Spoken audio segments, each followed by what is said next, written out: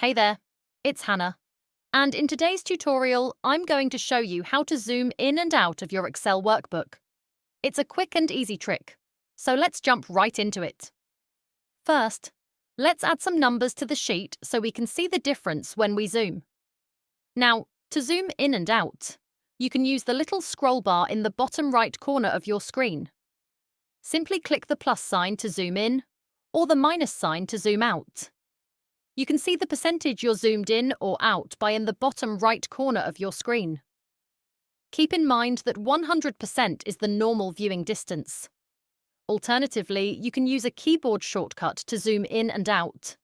Just press Ctrl and the minus sign to zoom out, or Ctrl and the plus sign to zoom in. Finally, you can also adjust your zoom levels by clicking on the View tab at the top of your screen, and then selecting Zoom. From there, you can adjust your zoom levels as needed. And that's it! I hope this brief tutorial was helpful for you. Thanks for watching, and I'll catch you in the next one. Goodbye.